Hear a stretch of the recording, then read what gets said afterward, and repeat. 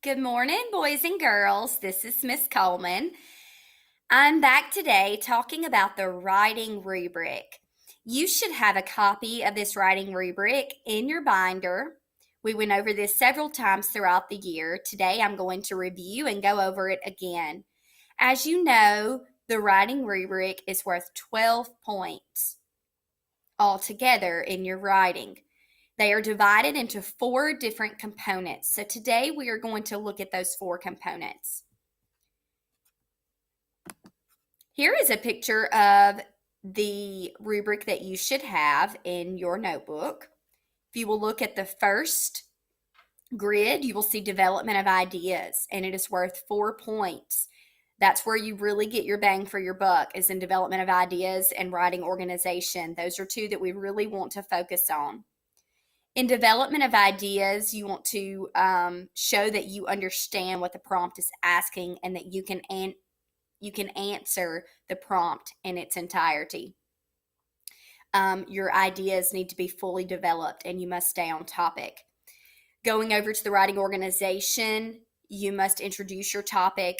To have a clear introduction and conclusion in your body in the middle. It doesn't necessarily mean you have to have a 5-paragraph essay. Your essay could be 8 to 10 sentences and still be sufficient. It depends on what is in the essay. What you write is what counts, not how much you write. Then we go over to grammar, which is worth 2 points. And that's where we look at the sentence structure and the tone that you use according to the mode of writing, whether it's narrative or opinion if you're 5th grade, argument if you're 6th grade, or informative writing. You want to make sure you keep that tone and you use the academic language that you should use for each of those modes. And the last one is mechanics, and it is also worth 2 points. Mechanics would be your punctuation, putting commas where they need to go, periods where they need to go, question marks, exclamation points. And not only that, but quotation marks when you choose your evidence. Your evidence should be relevant to the prompt and what it is asking, and you want to make sure that it's in quotations. Okay, you want to capitalize the first word of each sentence. Capitalize the letter I always. Capitalize proper nouns. And also make sure that we don't have any patterns and spelling errors. Moving on, I'm going to focus a little bit more on development of ideas. I feel like it is very important to talk about that. What you are required to do, what they are looking for in order to get your 4 points. Students must, number 1, understand what the prompt is asking. They have to know that you understand what they ask you to do and you brought that through, that you answered the prompt in its entirety. That leads me to number 2, where it says answer the prompt completely, each part of the prompt. As you get older and go through the grades, once you get to 5th and 6th grade, your prompts may be multi-step, okay? You can have a multi-step writing prompt just like you have a multi-step math problem. You have to answer every part to get it all correct. You must fully develop your ideas, and that goes back to answering that entire prompt. Choose relevant text evidence. Not only do you choose a piece of evidence, but it has to be relevant to what the question is asking. And your evidence must be explained by your commentary. Your commentary is in your own words. Let me give you a tip. You will never be higher than a 2 if you do not answer the entire prompt. You will also never be higher than a 2 if you do not explain your evidence in detail. You have to tell why you chose that evidence and why that is good evidence and how it pertains to the question.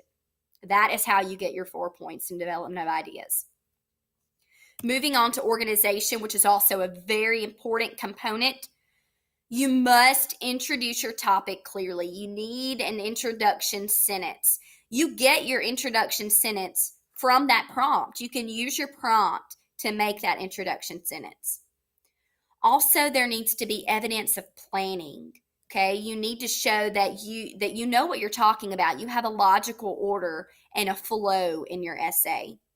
You also need to use transition words effectively. You have a list of transition words to use. Use those and use those correctly.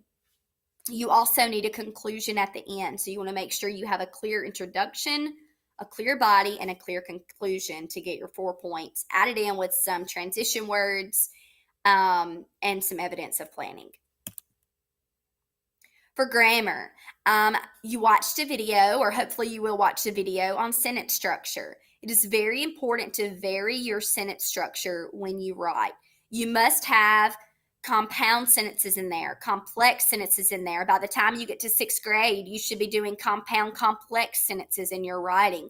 It's very important to bring those in and show a variety. And not only that, you're going to go into the mechanics part of it and use your commas appropriately whenever you write those sentences. So when you write that compound sentence, make sure you have your comma and your fanboy. When you write that complex sentence, make sure you have that comma separating your dependent and independent clause. You want to make sure that you do it correctly when you do it. So this is the writing rubric. And of course, as always, if you have any questions, please email me. Give me a call. My email is acoleman@pcsd.ms. Feel free to message me at any time. I hope you enjoyed this video, and I hope you enjoy all of our other videos. Thank you.